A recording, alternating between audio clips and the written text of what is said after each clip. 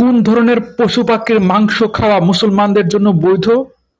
কোন ধরনের পশু পাখি ও জন্তু জানোয়ারের মাংস খাওয়া পবিত্র কোরআনে সরাসরি নিষিদ্ধ রয়েছে?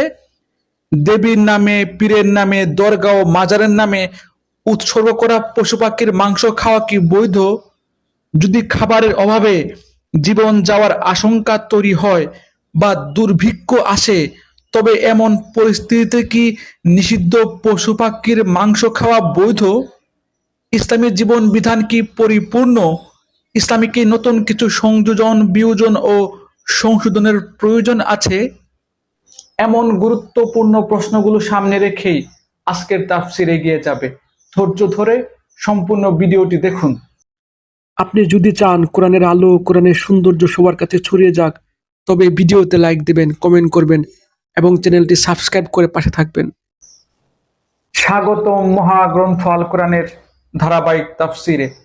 আজকে ইনশাআল্লাহ আমরা পবিত্র কোরআনের সূরা মায়দার 3 ও 4 নম্বর আয়াত নিয়ে আলোচনা করব। এই দুটি আয়াতে মন আল্লাহ রাব্বুল আলামিন বলেন, حرمت عليكم الميتة والدم ولحم الخنزير وما أهل لغير الله به والمنخلقة والموقوذة والمتردية والنطيحة وما أكل السبع إلا ما ذكيتم وما ذبح على النصب وأن تستقسموا بالأزلام ذلكم فسق. اليوم يئس الذين كفروا من دينكم فلا تخشوهم واخشون. اليوم أكملت لكم دينكم وأتممت عليكم نعمتي ورضيت لكم الإسلام دينا. فمن اضطر في مخمصة غير متجانف لإثم فإن الله غفور رحيم. মৃত জন্তু, রক্ত, শূকরের গোশত ও যে জন্তু আল্লাহ তাআলা ছাড়া অন্য কারো নামে জবাই কিংবা উৎসর্গ করা হয়েছে তা সবই তোমাদের উপর হারাম করা হয়েছে। শ্বাসরুদ্ধ করে মরা, আঘাতে মরা, উপর থেকে পরে মরা, শিংয়ের আঘাতে মরা, হিংস্র জন্তু খাওয়া জন্তু তোমাদের জন্য হারাম। তবে তোমরা তা যদি জীবিত অবস্থায় পেয়ে জবাই করে থাকো তাহলে তা হারাম নয়। পূজার বেদিতে বলি দেয়া জন্তু হারাম। লটারি কিংবা জোয়ার তীর নিক্ষেপ করা, ভাগ্য নির্ণয় করা হারাম। এর সব কয়টাই হচ্ছে বড় গুনাহের কাজ। আজ কাফেরা তোমাদের দিন নির্মূল করা সম্পর্কে হতাশ হয়ে পড়েছে। সুতরাং তোমরা তাদের ভয় করো না, বরং আমাকেই ভয় করো। আজ আমি তোমাদের জন্য তোমাদের দিন পরিপূর্ণ করে দিলাম, আর তোমাদের উপর আমার প্রতিশ্রুত নিয়ামত আমি পূর্ণ করে দিলাম। তোমাদের জন্য জীবন বিধান হিসেবে আমি ইসলামকে মনোনীত করলাম।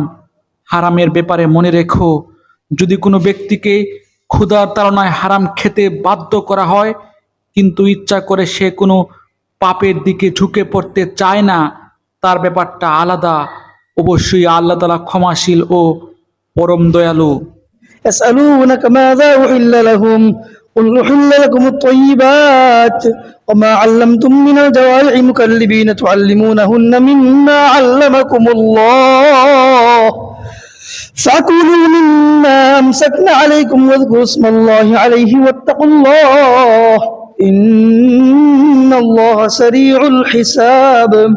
তারা তোমার কাছ থেকে জানতে চায় কোন কোন জিনিস তাদের জন্য হালাল করা হয়েছে। তুমি তাদের বলো, সব ধরনের পাক সাপ বস্তুই তোমাদের জন্য হালাল করা হয়েছে এবং সেসব শিকারের জন্তু, পাখি, ধরে আনা জন্তু ও পাখিও তোমরা খাও যাদের তোমরা শিকার করার নিয়ম শিক্ষা দিয়েছ, যেভাবে আল্লাহ তাআলা তোমাদের শিক্ষা দিয়েছেন। তবে এর উপর অবশ্যই আল্লাহ তাআলার নাম নেবে। তোমরা আল্লাহ তাআলাকেই ভয় করো, আল্লাহ তাআলা দ্রুত হিসাব গ্রহণকারী। আলহামদুলিল্লাহ, চমৎকার দুটি আয়াত। এই দুটি আয়াত আল্লাহ রাব্বুল আলামিন আমাদের সুস্পষ্টভাবে বলে দিয়েছেন কোন ধরনের পশু পাখির মাংস খাওয়া বৈধ আর কোন ধরনের পশু পাখির মাংস খাওয়া অবৈধ। তিনি সরাসরি বলেছেন, হে মুমিনগণ, তোমরা খাবে পবিত্র ও পাক সাফ পশু পাখি। যে সকল খাবার মানুষের শরীরের ক্ষতি করতে পারে, মানুষের রোগ বালাই সৃষ্টি করতে পারে, মানুষের চারিত্রিক বৈশিষ্ট্যে নেতিবাচক প্রভাব ফেলতে পারে, মানুষের রুচির উপর খারাপ প্রভাব ফেলতে পারে, এমন খাবার খাওয়া ইসলামী সমাজে নিষিদ্ধ। ঠিক একইভাবে নিষিদ্ধ ওই সকল খাবার যা আল্লাহ ছাড়া অন্য কারো নামে উৎসর্গ করা হয়েছে। দেবীর নামে, পীরের নামে, মাজারের নামে উৎসর্গ করা খাবার খাওয়া মানে হলো মহান মালিক আল্লাহর প্রতি বিশ্বাসঘাতকতা করা। আমাদের আলোচ্য আয়াত দুটির আরেকটি গুরুত্বপূর্ণ বার্তা হলো ইসলামী জীবন ব্যবস্থা, ইসলামী হুকুমাত, ইসলামের আইন কানুন দণ্ডবিধি রাসূলের যুগে পরিপূর্ণতা পেয়েছে। অর্থাৎ ইসলামী সমাজে, কোরআনের আইনে কি কি বৈধ আর কি কি অবৈধ, কি করণীয় আর কি কি বর্জনীয়, তার পূর্ণাঙ্গ বিবরণ পবিত্র কোরআনে বর্ণনা করা হয়েছে এবং রাসূল সাল্লাল্লাহু আলাইহি সাল্লামের মাধ্যমে তার জীবৎ অবস্থায় তা সম্পূর্ণভাবে বাস্তবায়িত হয়েছে। ইসলামী আইনে, ইসলামী সংবিধানে, কোরআনের হুকুম আহকামে কোনো কিছু সংযোজন, বিয়োজন বা সংশোধনের কোনো প্রয়োজন নেই।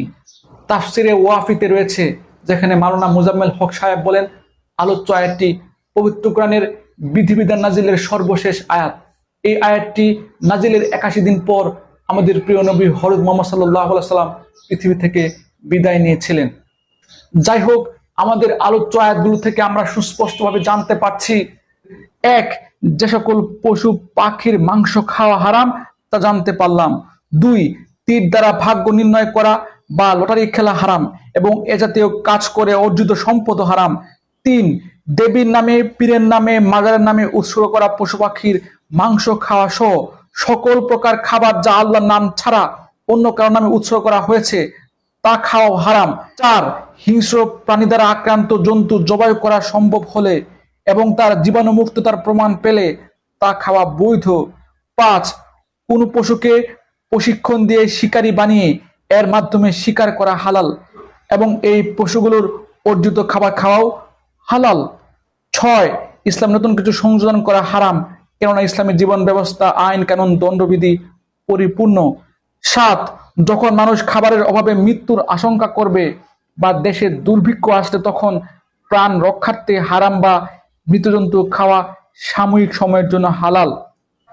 আট, সকল প্রকার পাক সাফ পবিত্র মানব শরীরের জন্য উপকারী খাবার খাওয়া হালাল ও বৈধ, তবে তা আল্লাহর নাম নিয়ে খেতে হবে।